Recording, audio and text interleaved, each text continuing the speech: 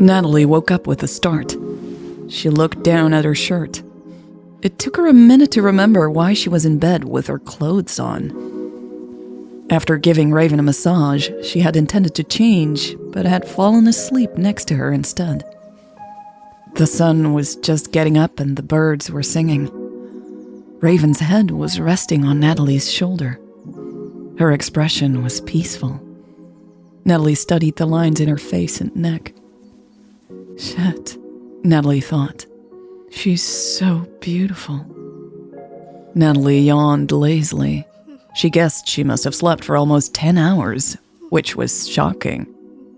Then again, it's not like she had gotten much sleep in the last few days. Maybe her body had finally shut down for a while. I do feel better, Natalie thought, and stretched her legs. Her head felt much more clear and the tightness in her chest had lessened. Maybe fatigue had had more impact than she had realized yesterday. She felt a little bad about yesterday's dramatic thoughts now. Thank God I didn't send her that text, Natalie thought. But it had been close. Natalie had typed a text telling Raven that she thought it would be better if they didn't spend the night together. But after staring at it for several long minutes, she had closed the app without sending it. She still wasn't sure why. Natalie had decided to go for a bike ride first. Get some fresh air. Maybe stop at Kim's house after all. But she had never made it that far. Raven had shown up at her door just after Natalie had left. Boy, had she felt like a complete idiot then. Natalie had thought so many bad things about Raven because she had agreed to go out for dinner with Bart. Except Raven hadn't. Natalie still couldn't explain to herself why she had been so ready to push Raven away. It didn't make much sense to her. She had been over the moon about being in a relationship with Raven just the day before. This has all been so intense, she thought and sighed. Beside her, Raven stirred. Natalie's eyes moved from the ceiling to Raven. There was a frown between Raven's dark eyebrows. Natalie resisted the urge to kiss it away. She wasn't sure where they stood after last night's awkward moments. Hey, she whispered. Good morning. Raven's eyes opened lazily. She looked into Natalie's for a long moment before smiling. Good morning. Natalie's heart skipped several beats. She was so crazy about this woman. A simple smile in the morning made her heart sing. But that joy was immediately followed by sadness. She knew Raven wouldn't be here in the morning very soon. Raven tugged at Natalie's shirt. Did you get up already? No, Natalie said with a soft chuckle. I fell asleep like this. Oh, Raven replied, eyebrows going up. She squinted at the window. What time is it? Around 6, I think, Natalie replied. My phone is still downstairs. Raven pushed herself up on her elbow. Oh, shit. Mine must be too. She ran her fingers over some of her braids and frowned. I should go get it. Okay, Natalie said, pulling her arm from under Raven. How are you feeling? Raven rubbed the back of her neck, sitting on the side of the bed. Much better. She looked over her shoulder and smiled. Thanks to you. Natalie smiled back shyly. I love giving massages, so let me know whenever you want one. Grinning, Raven nodded. I will do that. She didn't get up, though. Natalie pursed her lips, her mind racing for something to say. She wanted to keep Raven in bed with her. She wanted to pull her back into her arms and snuggle. She wanted to kiss every inch of her body and make her moan. Do you think maybe we should talk? Raven asked, fidgeting with the bedsheets. About what? Natalie asked, instantly feeling like a fool. She knew what they needed to talk about. She just didn't know if she wanted to have that conversation. About what happened last night, Raven continued, clearing her throat. And, about us, I guess. Natalie nodded, her throat tight. Sure. Do you want me to make some tea or coffee first?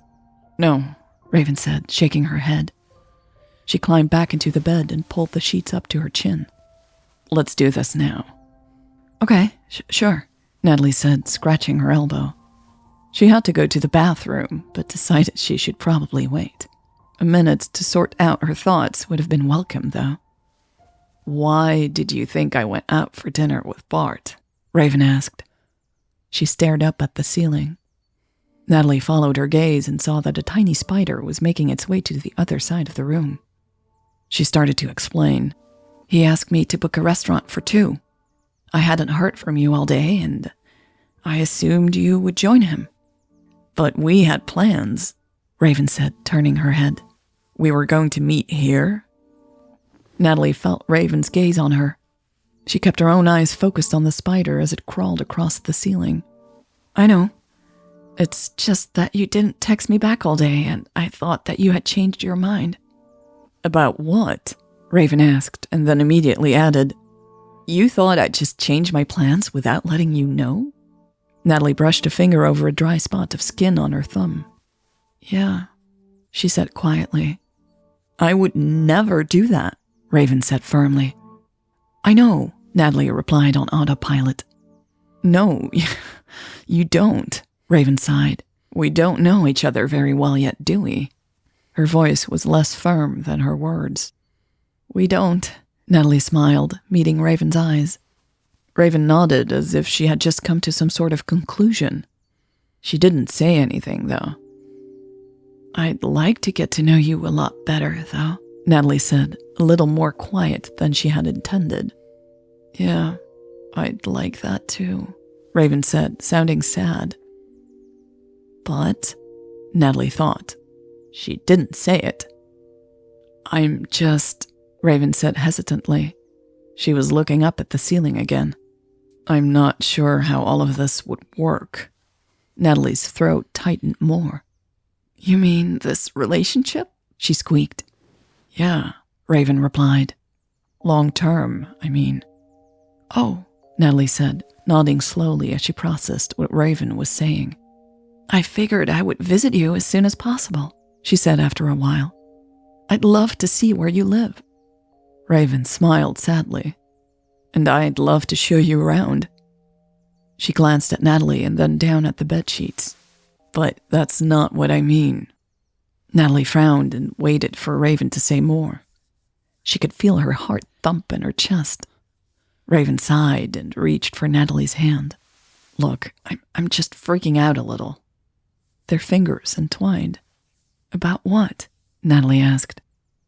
I feel like I'm too old to be fooling around, you know? Something cold and heavy settled in the pit of Natalie's stomach. Fooling around? I mean that I don't want to start something that doesn't have a future, Raven said, stammering now. I thought we already started something, Natalie asked. The words rang through the air, the anger in them unmistakable. Natalie closed her eyes and took in a deep breath to calm down. Maybe she was reading too much in what Raven was saying. That's true, Raven finally replied. We did. You don't think we have a future? Natalie asked, her voice steady now. Raven swallowed a few times. I don't know.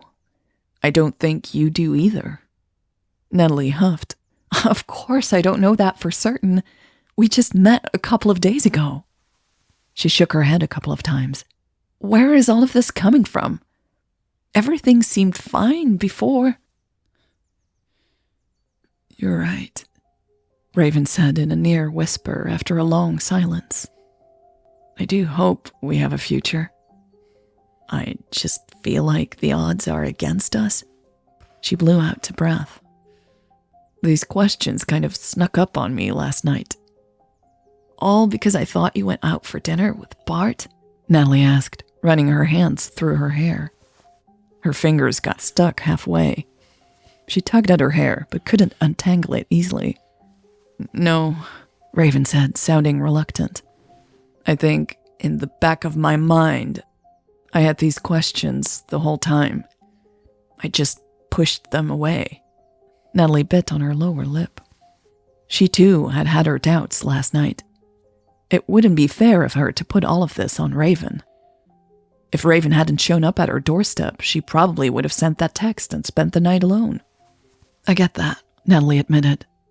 "I was struggling too last night." "You were?" Raven asked, stroking Natalie's thumb with her own. "Yes, I think I was trying to push you away, to be honest." "Is that why you weren't at home?" Raven said. "Yes, I needed some time to decide what I wanted," Natalie replied with a sigh. Raven shifted on the bed. "What do you mean?" Natalie shrugged. "I felt like maybe we shouldn't spend the night together, but I'm glad that we did." A deep frown appeared on Raven's forehead. "You didn't want me to come over last night?" I didn't know what I wanted," Natalie stuttered, alarmed by Raven's sudden cool tone. "That's why I went for a bike ride. Just think about it." Raven pulled back her hand. "You should have told me earlier. I don't want to be an unwelcome guest." "You're not. You weren't," Natalie said, surprised by this sudden turn in the conversation. "It doesn't feel that way now," Raven said and got up from the bed. "What?" Natalie asked, scrambling to get out of bed as well. She had no idea what was happening. Raven walked into the bathroom and grabbed her clothes from the chair in the corner. "I'm going back to the hotel." Natalie's shoulders dropped. "But I want you here," she blurted out. "I'm happy you came over." Raven was putting on her shirt and her face wasn't visible when she said, "Yeah, well, I don't want to be here anymore."